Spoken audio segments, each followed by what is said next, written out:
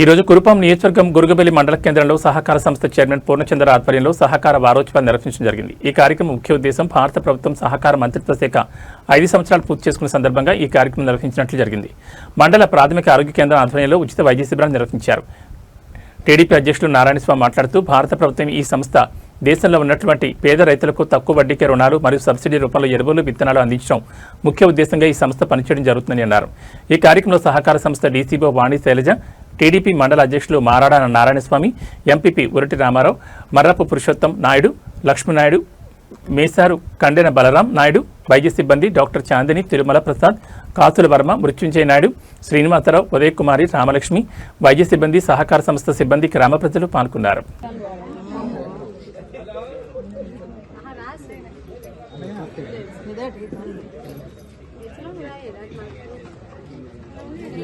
పూర్వక నమస్కారాలండి. ఇప్పుడు మేడం గారు చెప్పారు ఈ కార్యక్రమం మనం ఎందుకు చేపడుతున్నామంటే, ఈ సహకార మంత్రిత్వ శాఖ ఏర్పడి 5 సంవత్సరాలు పూర్తయింది కనుక ఇది మన దేశం మొత్తం తెలియపరచాలి అనే ఉద్దేశంతో సెంట్రల్ గవర్నమెంట్ మన రాష్ట్ర ప్రభుత్వం కలిపి ఈ కార్యక్రమాన్ని చేపట్టడం జరుగుతుంది. దీన్ని అవేర్నెస్ క్యాంప్గా ఈ అందరికీ వైద్య పరీక్షలు మరియు కంటి పరీక్షలు కూడా ఉన్నాయి. కంటికి కూడా వైద్య పరీక్షలు చేపడతారు.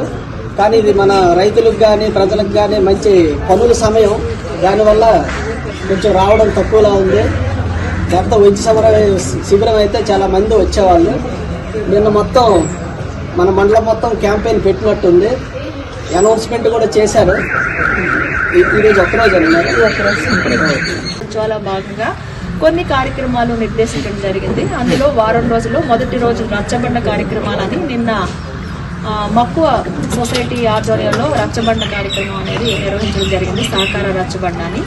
ఈరోజు మత్స్య సహకార సంఘాలు కూడా ఉంటాయి కాబట్టి మత్స్య సహకార రచ్చబండ అనేది కూడా నిర్వహించాలని కమిషనర్ గారు వారిచ్చిన ఆదేశాల్లో చెప్పడం జరిగింది. అందులో భాగంగానే ఈరోజు మన ఊరిలో మన